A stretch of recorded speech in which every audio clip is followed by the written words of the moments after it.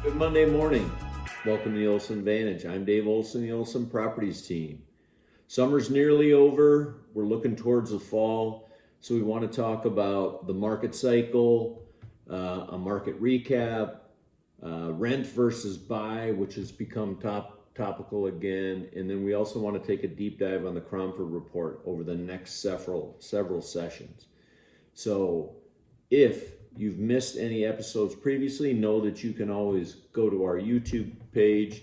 You can like and subscribe, see any of the past episodes to get caught up or find any information that we talk about that you'd like a deeper dive on. And again, know that you can always reach out to me directly. So let's take a look at the overall market cycle. We haven't talked about that in a while. So most feelings are we're somewhere between skepticism and hope. Most buyers and sellers are probably somewhere in between, but the industry as a whole is probably much closer to hope. And the reason for that is we have a better understanding working in it every day to see the leading indicators, not the lagging indicators, not yesterday's newspaper, but tomorrow's newspaper, next week's newspaper, as to what is coming, okay? So let's take a look at why the industry is probably more optimistic than the average person. So a lot of stuff is in the news, and we can take a look at some of these articles from all different opinions, Bloomberg, the Economic Times, Fortune, and so on, talking about the possibility of recession and how that might fear and create some fear in the housing market. But is a recession a bad thing for the housing market? Let's take a look. Let's look at the real information and the real data. So first is unemployment. So Arizona is sitting at 3.4%. Nationally, we're at 4.3%. So it looks good, right, for the state of Arizona. We're almost a full percentage point below the national average. But what's important to know is we're almost 25% better.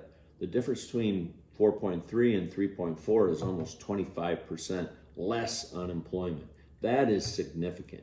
And again, even at 4.3, that means over 95% of all people have jobs. And we all know people that, frankly, they don't want to have a job in the first place, even if they could get one. So what other things can we look at that is recession related? What happens when there's a recession? Well, let's take a look at the annual sales rate. This chart would be a great indication looking out over a very long period of time. What happens after a recession? 2021, 2001, what happened after a recession? Sales went up. What happened after 08, 09, that recession? Sales went up. 2020, what happened when we had a recession there in terms of sales? Sales went up.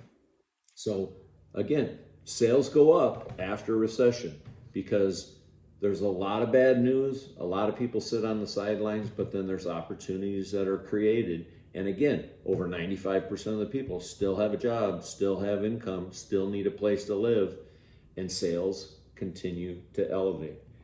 What about during a recession? What happens as far as the typical value of a home? So let's look. So of the last 8 recessions we've had, going back to the 70s, when there was a recession, we continued to see a flat and every opportunity, flat and or rising prices in homes.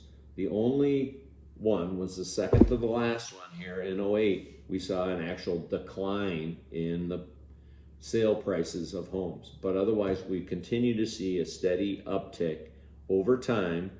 And then we were flat in 2020, which was COVID, which really, as far as real estate was concerned, was about 6 to 8 weeks. All right, let's take a look at what happens to mortgage rates during a recession. That's another important factor, right? So here we are back to 1975. We have a recession. What happens to interest rates? Well, they went down that time. 80, they went down. 84, 85, they went down. 90, they went down. 2000, they went down. 2008, they went down. 2020, they went down. And now we're back to the edge of the page there. We're a little higher than where we were. So if we get a recession, based on the history, can we expect that we'll probably see a reduction in interest rates? More than likely. And they've already started to forecast that that's probably coming. And I think the current administration wants to take advantage of throwing that out there and taking credit for it pre-election. So you're telling me, I get a lot of people telling me, but Dave, prices are going down. Prices are going down. I'm seeing my neighbor, his house went down, all this kind of stuff. Again, what somebody is asking for their home is not an indication of what it's sold for, okay? If somebody tries to sell their house for $600,000 because that's where their neighbor's house sold at the absolute peak almost 2 years ago, and he ends up selling it for $590, okay? It doesn't mean that all the pricing is going down. It may be that he was probably asking too much for his home. And were they exactly the same home? Did they have the same amenities? Were they as neat and as nice and as updated? Probably not, or he would have got that in this market. But what is often more of an indicator, and we talk about this an awful lot, who goes away every summer? What classification of listings leaves our MLS every summer?